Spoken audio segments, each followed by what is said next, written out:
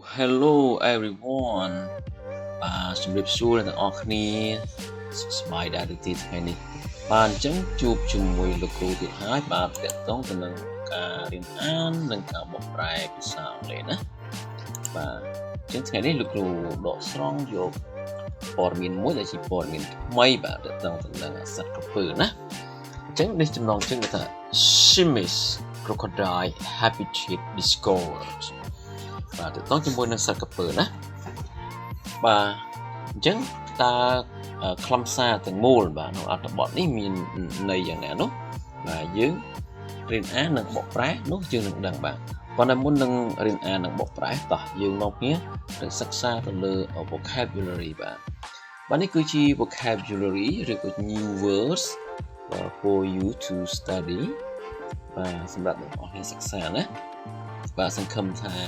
វានឹងមានសារៈប្រយោជន៍សម្រាប់អ្នកទាំងអស់គ្នាផងដែរបាទអញ្ចឹងចំពោះអ្នកដែលមិនទាន់បាន subscribe នៅ channel របស់លោកគ្រូបាទសូមជួយលើកទឹកចិត្តណាគឺតាមរយៈការជួយចុចពាក្យ subscribe និងចុចសញ្ញារូបកណ្ដឹងនិងយកពាក្យថា all ដើម្បីទទួលបាននៅវីដេអូថ្មីៗទៀតពីលោកគ្រូបាទអញ្ចឹងក៏ជាកម្លាំងចិត្តមួយណាលោកគ្រូខិតខំធ្វើមេរៀនបាទសម្រាប់អ្នកទាំងអស់គ្នាផងដែរបាទអញ្ចឹងតោះមកខាត់ពេលបាទអញ្ចឹងអត្ថបទថ្ងៃនេះដែលលោកគ្រូលើកយកមកបង្រៀននេះ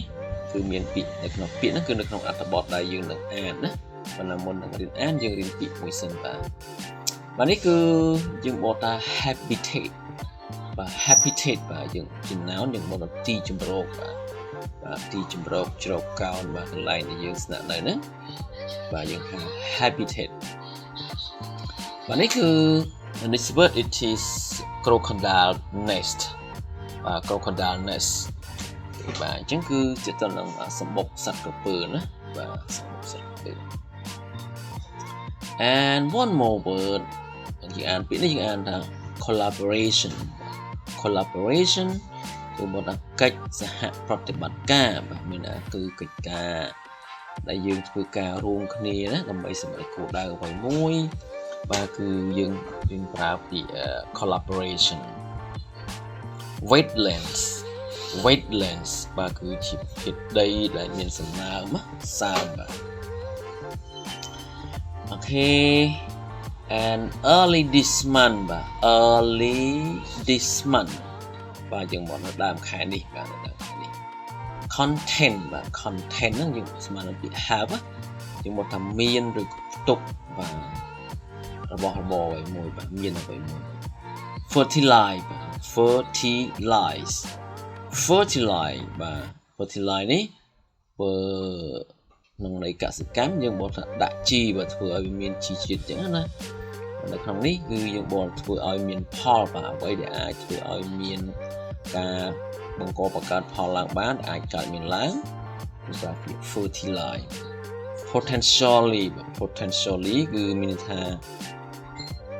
ក៏មានសក្តានុពលមែនតែមានអ្វីមួយដែលអាចនឹងកកើតមានឡើង relocate បាទ relocate គឺការតាំងទីលំនៅថ្មីឬក៏ការផ្លាស់ប្ដូរទៅកន្លែងផ្សេងបាទ relocate បាទមកពី re នេះគឺសារឡើងវិញបាទសារឡើងវិញហើយ relocate ហ្នឹងគឺបោះទីតាំងទីកន្លែងណា artificial nest បាទអញ្ចឹង artificial nest ហ្នឹងគឺជាសម្បុកសត្វដែរប៉ុន្តែគឺជាសម្បុកដ៏សិប្បនិម្មិតទេណាគឺពី opposite ជាមួយនឹង original nest គឺសម្បុកដើមមកវាបាទអញ្ចឹងពាក្យហ្នឹងវាពាក់ព័ន្ធអីជាមួយនឹងក្នុងអត្ថបទរបស់យើងណាទាក់ទងជាមួយនឹងសត្វក្រពើហ្នឹងបាទ crocodile អូខេ one more word បាទនេះគឺជា around the clock បាទពាក្យនេះគឺជា idiomatic expression បាទគឺជា expression ណាគឺយើងបកថាទាំងយប់ទាំងថ្ងៃណាយើងមិនបកថាជុំវិញម៉ោងទេaround the clock អូខេ hatch បាទ hatch ហ្នឹងញាស់បាទញាស់ឡើងជាពងក្រពើពងមាន់ពងទាដែលវាញាស់ហ្នឹងគឺវាប្រើពាក្យ hatch អូខេ one more ខ្ញុំលោកអានម្ដងនេះមកគឺ unfertilized egg បាទ unfertilized egg ហ្នឹងគឺសម្រាប់ទៅលើពងពើឬពងមាន់ឬក៏ពងទាដែលมันអាចញាស់បានបាទពងដែលมันអាចញាស់បាន and emerge បាទ emerge គឺមានន័យវាផុសឡើងវាលេចឡើងមួយទៀតយើងអាចបត់គេចផុតពីគ្រោះថ្នាក់បាទ Okay the last one គឺ endangered species endangered species គឺសំដៅទៅលើប្រភេទសត្វដែលជិតផុតពូជ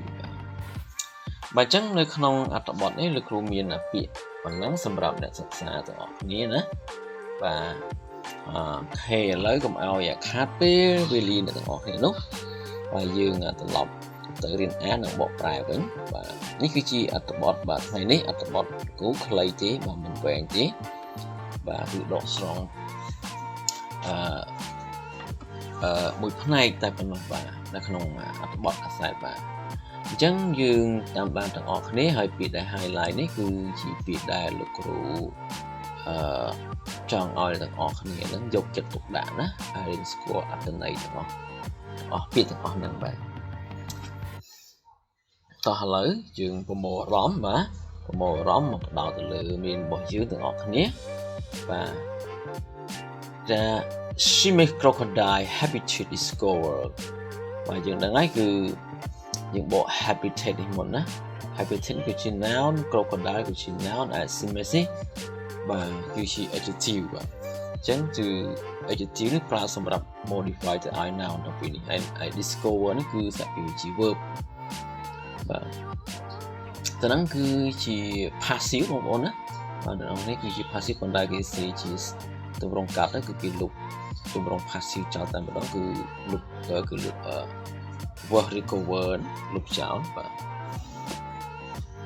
អញ្ចឹងយើងមើលបាទយើងបកចម្រោកបាទចម្រោកសត្វក្រពើស៊ីមបាទស៊ីមគឺស៊ីមបាទត្រូវបានគេរកឃើញបាទយ៉ាងចម្រោកសត្វក្រពើបាទស៊ីមបាទត្រូវបានគេរកឃើញបាទនៅទីណាបាទអញ្ចឹងយើងមើលទាំងអស់គ្នាណា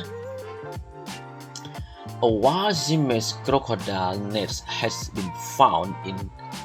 Cardamom Mountain area by Fauna and Flora's Cambodian Crocodile Conservation Program team working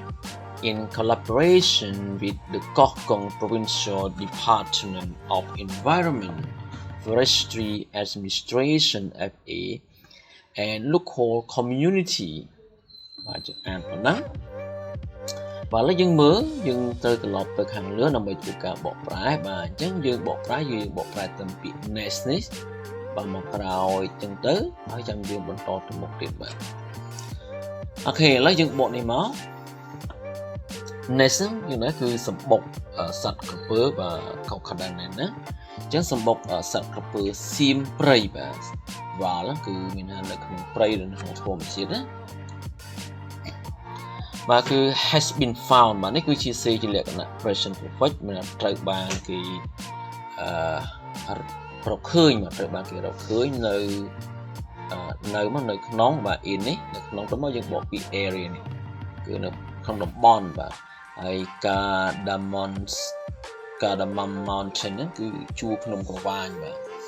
អញ្ចឹងគឺត្រូវបានគេរកឃើញស្ថិតនៅក្នុងតំបន់ជួរភ្នំក្រវាញដោយសារពីណាគេជាអ្នករកឃើញបាទអញ្ចឹងគឺដោយសារណាគេនេះដោយសារយើងបកពាក្យនេះមុនណាពាក្យ team program conservation crocodile Cambodian ណាហើយយើងបកថយមកក្រោយវិញណាអញ្ចឹងគឺរកឃើញបាទត្រូវបានរកឃើញដោយក្រុមកម្មវិធីអភិរក្សសត្វក្រពើកម្ពុជារបស់ Fauna and Flora បាទគឺដោយសារក្រុមទាំងអស់ហ្នឹងណាក្រុមហ្នឹងគឺជាអ្នករកឃើញពើហ្នឹងគាត់រកឃើញតាមរយៈគេ working មកដាក់ comma នេះគឺគេចង់វិពណ៌នាក្រុមហ្នឹងគឺ working in collaboration ដោយធ្វើការកិច្ចសហប្រតិបត្តិការជាមួយនឹងបាទជាមួយពីណាគេក្រុមអង្គការហ្នឹងបាទគឺសហការជាមួយនឹងនេះគេបកនេះមកបាទសហការជាមួយ chỉ môi nâng mình tì những bộ mà nó cứ provincial department of environment nó cứ là mình tì bát than khai Koh Kong và này chẳng provincial đó là khai and department mình tì environment nó bát than chẳng là những bộ đi muốn nó mình tì khai và mình tí bát than là khai Koh Kong và có thứ ca sẽ có ca chỉ môi khai mà hai năngរដ្ឋបាលព្រៃឈើបាទរដ្ឋបាលព្រៃឈើគេប្រើពាក្យ Forestry Administration បាទដែលហៅកាត់ថា FA ហើយនឹងសហគមន៍នៅក្នុងស្រុកបាទអញ្ចឹងគឺគាត់ធ្វើការងារជាមួយពួកគាត់ណាដើម្បីរកឃើញដែលបានរកឃើញសត្វប្រភេទហ្នឹង The crocodile habitat was discovered in the wetland of Tapai បាទTapai Ping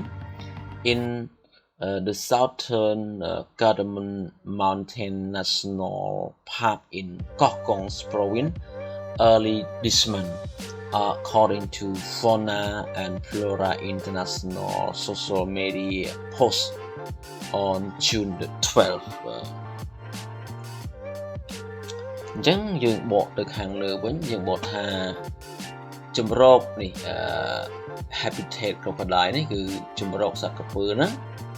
បាទគឺត្រូវបានគេរកឃើញនៅតំបន់ដីសើមបាទដីសើមនៃបាទត្រាប៉ាំងពីងបាទត្រាប៉ាំងពីងហើយស្ថិតនៅនៅក្នុងឧទ្យានជាតិភ្នំជួរភ្នំក្រវាញដែលស្ថិតនៅផ្នែកខាងត្បូងបាទយើងបកទៅយ៉ាងណាស្ថិតនៅក្នុងខេត្តកោះកុងបាទនៅក្នុងខេត្តកោះកុងកាលពីដើមខែនេះបាទអញ្ចឹងនៅក្នុងដើមខែហ្នឹងណាគឺវារកឃើញបាទនៅហ្នឹងបាទនេះបើយោងទៅតាមបាទហ្នឹងបើតាមព័ត៌មានដែលគេរកឃើញគឺយោងតាមនេះក្នុងតាមបណ្ណាគេគឺមកយើងបកsocial media post នេះយើងបក post នេះបាទគឺតាមការផុសផ្សាយណាបិទផ្សាយតាមប្រព័ន្ធផ្សព្វផ្សាយសង្គមបាទរបស់អន្តរជាតិបាទអន្តរជាតិរបស់ Flora and Fauna បាទនៅថ្ងៃទី12ខែមិថុនាបាទអញ្ចឹងរបស់អង្គការហ្នឹងបាទ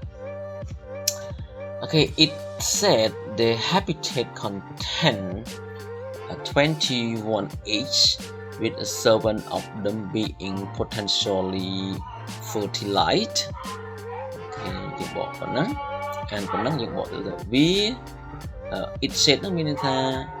នៅក្នុងមានថាតាមរយៈរបស់សារព័ត៌មានហ្នឹងបាទឬក៏តាមរយៈការផ្សព្វផ្សាយតាមបណ្ដាញសង្គមហ្នឹងក៏និយាយថាមិនថាជំរកបើជួយជំរកសត្វក្រពើហ្នឹងគឺមានផ្ទុកនៅពងចំនួន21ពងបាទហើយ17ពងបាទនៅក្នុងចំណោម21ហ្នឹងគឺមានលទ្ធភាពអាចញាស់បានមានសក្តានុពលគឺមានសក្តានុពលខ្លាំងក្នុងការញាស់បាទឬក៏មានដែលអាចឲ្យផលបាន This age were carefully relocated to artificial nests to ensure their protection, while the remaining 4 unfertilized eggs were left in their original nest. បាទយើងត្រឡប់ទៅលើវិញបាទគឺត្រង់ឡើយនេះ this age បាទយើងបកខាងមុនគឺថា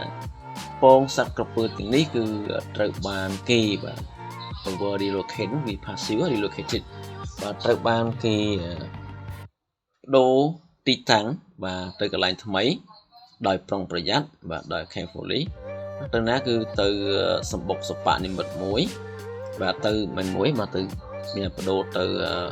សម្បុកបាទសម្បុកសពនិមិត្តបាទដើម្បីធានានៅការពាររបស់គេបាទឲ្យមានសុវត្ថិភាពណាបាទនៅគណៈពេលដែលនៅសល់ពងដែលមិនទាន់បាទមិនញាស់ចំនួន4ទៀតបាទគឺត្រូវបានគេទុកនៅកន្លែងសម្បុកដើមវិញបាទនៅសម្បុកដើមវិញបាទអញ្ចឹង over left ហ្នឹងគឺ tục và trở bạn cái tục là tục là một cái clip á đã được lại làm về. The conservation team is monitoring and guarding the artificial nest around the clock to safeguard the age from potential dangers. Và những anh vẫn nói như từ lớn như thế Krom Apiria và conservation teams và Krom Apiria nó cứ cùng và nâng thơ hà trôi pin đó và monitor này cứ trôi pin đất hai nâng diêm cam và diếm và nơi sập bột sập bạn mình đó và tiền dục những ngày tại mà đoàn và ở đó nó lò đó làm bây thì nia được cà pia và sescard nó cứ cà pia thì nia và pong của bữa nó bây giờ khu thất nạn đại ai đang cao miền làng và potential danger. The age are expected to hatch in mid-August, and when the crocodiles emerge, they will be released back into the wild to maximize their chances of survival. Và chẳng dừng từ một vài bị lừa một vấn đề tha pong và the age và bốn trời ban kia rộng bứng tha nâng nhó và nơi bẹ cả đã khai xây hà và chẳng bẹ cả đã xây hà đó kia rộng bứng hai bên nâng nhó when once và nơi bê đai sạch cọp bơ từng on nâng report bị cụt nát rồi có bị nhó nó đó và sạch cọp bơ từng on nâng và đến chừng nụ ỏi crocodile nó cứ nâng trời ban kia đỏ lên và nó will be released cứ gì chủ chờ simple passive và nâng trời bạn kia đọc lấy ở tờ lọc cho từ khung bị thòm chết bính và prey bính làm vậy thưa ao bộ kim miền ốc cá nông cá rô riêng mình chỉ vật chỉ tệ bạn mà và mình maximize the chances of survival mình cứ thưa ao cá này cá rô nơi và bộ kia nó mình đặc biệt trên nông cá rô nơi và the Siamese crocodile are among the most critically endangered species in the world. It said, "នេះគឺសំដៅទៅលើការបត់ផ្សាយតាមបណ្ដាញសង្គមណាអាហ្នឹងក្នុងបណ្ដាញសង្គមក៏បានបន្តទីថាឬក៏និយាយថាកពើសៀមហ្នឹងបាទគឺស្ថិតនៅក្នុងចំណោមបាទដែលជាប្រភេទសត្វចិត្តផុតពូជខ្លាំងបំផុតបាទនៅក្នុងពិភពលោកបាទនេះគឺជាការរៀនអានណាការរៀនអាននិងការបកប្រែអញ្ចឹងបើសិនជាលោកគ្រូអានទៅឬបកប្រែឬខ្វះខាតលើលោកយ៉ាងណាក៏សូមអធិស្ឋានផងណាបាទគឺធម្មតាយើងធ្វើវាតែមានកំហុសខ្លះបាទអញ្ចឹងយើងជួយកែតម្រូវទាំងអស់គ្នាបាទអញ្ចឹងថ្ងៃនេះលោកគ្រូមានប៉ុណ្ណឹងទេបាទខ្ញុំសូមអរគុណសូមជម្រាបលាបាទ